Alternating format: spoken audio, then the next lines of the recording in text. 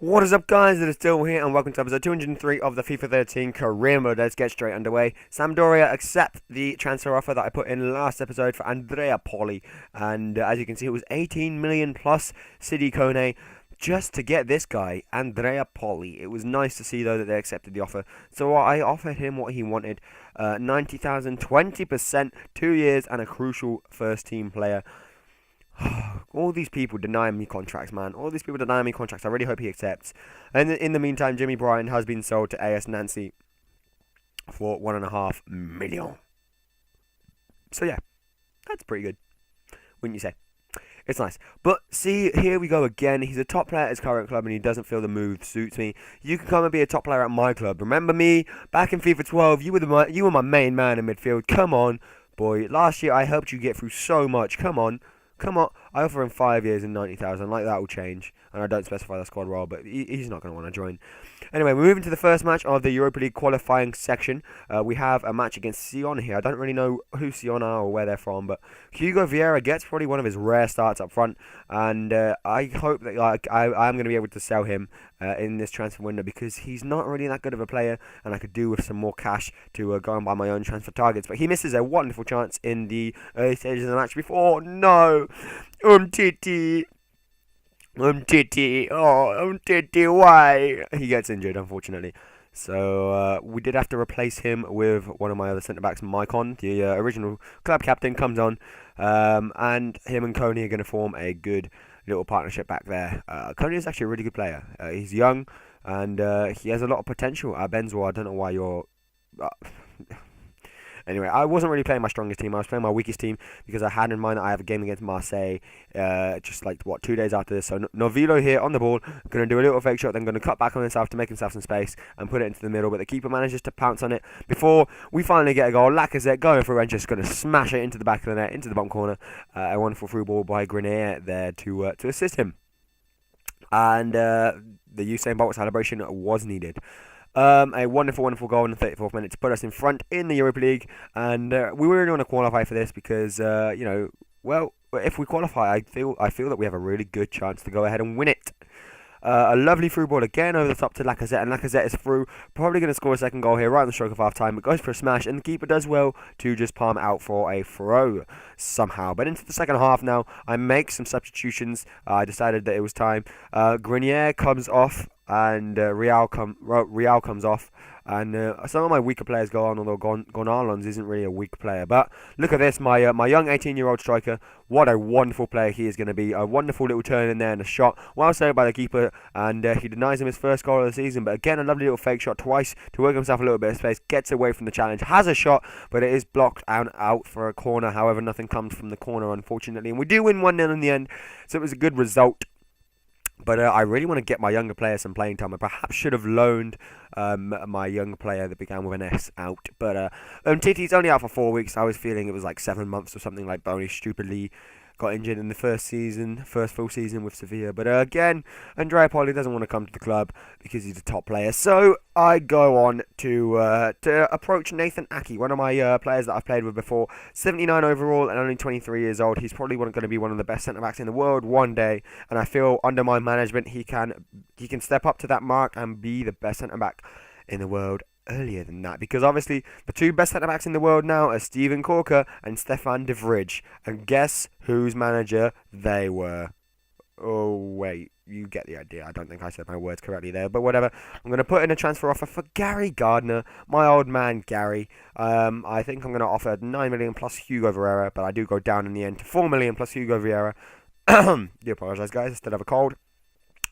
And hopefully Sevilla will accept that. But Chelsea come back and say they have an 8.5 million price tag for Aki. And Sevilla want a little bit more money along with that 4 million plus Hugo Vieira. So I give them 6. And I don't think I made an offer for Aki yet. You're going to see here. I think I offer 7.5 million. I think I might have. Oh no, I go to loan him apparently for the full season. And then I put in a future fee of 8 million. 9 million? 8 million? I don't know, I can't remember this, even though I recorded it yesterday, but Jesus. Okay, 7 million. a 0% clean sheet bonus, basically, just to see if I can learn him and then buy him later. It will just save me all the hassle now. I go into this to talk to the press, and I'm going to I think I motivate or praise Lyon. It turns out I do motivate them because we're having a good start to the season, but we really need that little bit more oomph, that little bit more desire from the players, and we could have by the end of the month we could potentially be in first place in all of the competitions that we are in.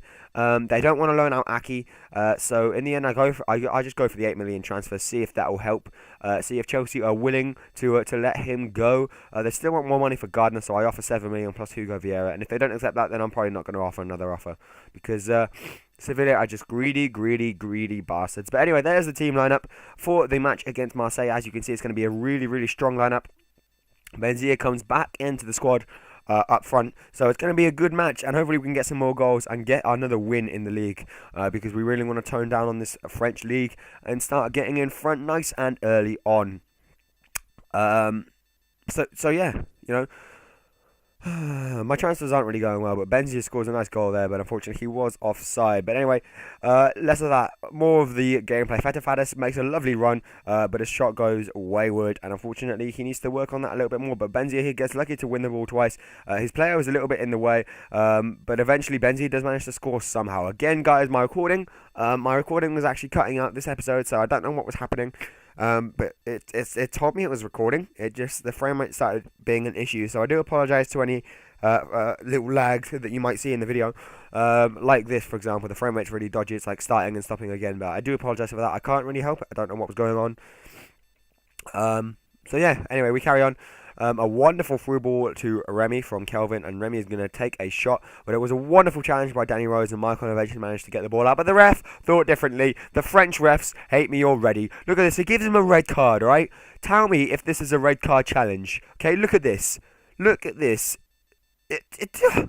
He stops him cleanly. He wins the ball using his body, and Remy goes flying over, and it's a penalty all of a sudden. So the second penalty that we've had to deal with, and again, it was not dispatched perfectly, and Lopez manages to actually save it. So 2 penalties have already been given against me this season, and one of them has been missed, and one of them has been saved. So we still are yet to concede a goal this season.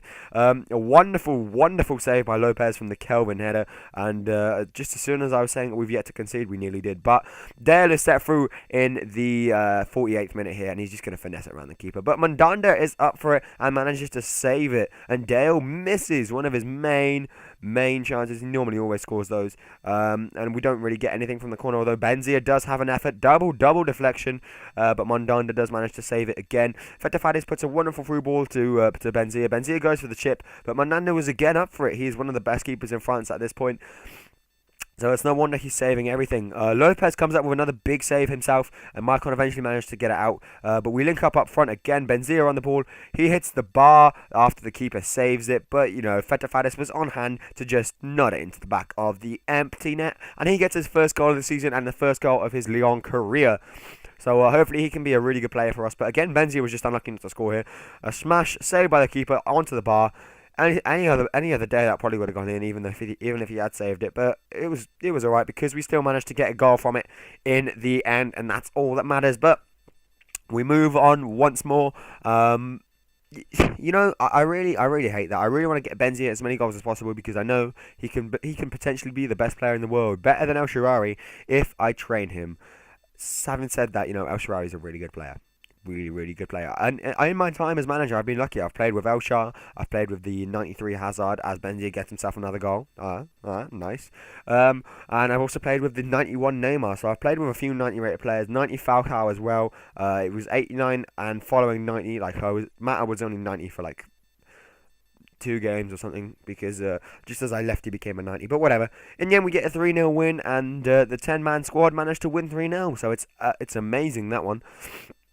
Rose is going to be out for 1 match, but that doesn't really matter. 8 million is the offer for Aki, and they did accept that. Chelsea came back straight away and they said, yeah, you can have him. We go into the transfer negotiation stage, and now it's all about money. Hopefully Aki doesn't want to, or hopefully Aki isn't a stingy little bitch and doesn't mind coming to play. I offer him 50,000 4 years, but I don't specify the squad role to see if that will work. Gary Gardner, 7 million plus Hugo Vieira is the offer. And I am going to give him 60,000, 3 years, and I think I do specify. Do I specify? Yeah, I specify him crucial first team player in the end, just to give him that little bit more insight to move away from Sevilla. A transfer offer in for Hugo Vieira, 4.4 million.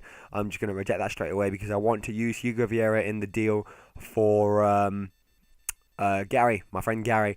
Aki says he doesn't want to move yet. He doesn't want to accept the contract because I didn't offer him a squad role. So I go, fine, you can be a crucial first team. I changed my mind. You can be an important first team player with 50,000 and 4 years on your contract. I see if you want to join there. And Gary Gardner says he loves living here and doesn't want to relocate ideally. So he is after money. And at this point in time, that's not something that I really have a lot of access to. So Gary Gardner, you are a greedy bitch, I say, my friend. You are a greedy bitch. 70,000, 20%. 75,000 even, 20%, 3 years, and crucial first team player. Again, trying to specify that I really want him to move here. I really want him to move because Gary Gardner is a great player, and he did wonders for me at Sevilla, and he can do wonders for me here again. But we move on. Both of them declined it again, and I was thinking, damn it, what have I done wrong, guys? What have I done wrong? Tell me, okay? Why wouldn't you want to move? I'm one of the most successful managers in the history of careers, and I don't know why I offered Gary Gardner less money there. That's interesting. But Aki should join. 70,000, come on. 70, okay, fine, 60. 60,000, 20%, 4 years on your contract, and you can be a crucial first team player. What more do you want? I'm offering you more money and a better first team football place than at Chelsea, and yet you still decline the contract offer, for God's sake. What am I doing? What have I done wrong? Okay, why don't you want to come and move to me? In the end, I'm going to go for Aki first, because obviously they both want lots of money, and I don't have lots of money. So in the end, I'm going to settle for Aki and see if I can get him to join. 70,000. Plus an important first team player again, just to see if he wants to join, because I really need him. I really need cover in my centre back position. He can play CDM, he can play right back and left back if I need him to as well. So that was the deal. That's what was going through my head at this point in time. But as you can see, I've been going on for like 2 minutes trying to negotiate these stupid contracts with Gary Gardner and with Nathan Aki, and I still haven't managed to. So I was really getting a little bit pissed off with them. But anyway, guys, it is coming towards the end of the episode. I hope you have enjoyed it. If you have, you could please leave a like. I would very much appreciate it. And if you're new around here, subscribe, please. Daily FIFA content is on its way, but here we go. Here's the league table. Lyon are sitting in second, having drawn that match with Saint Etienne right at the start of the season. We are still trailing to Toulouse in the first place position.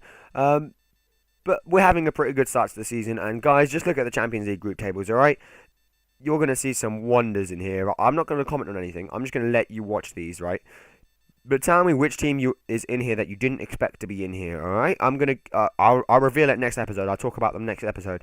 I couldn't believe it when I saw it myself, really. But unfortunately, we're not in the Champions League this year. I don't really know why. Lyon, really, they have the potential to qualify. So I don't know what they were doing. But anyway, guys, like I said, it is coming towards the end of the episode. It is coming towards the end of the episode. So yeah, please leave me some likes. I'd really do appreciate it. It just makes me motivated to make the next video. And apart from that, guys, I will see you all next time. Bye.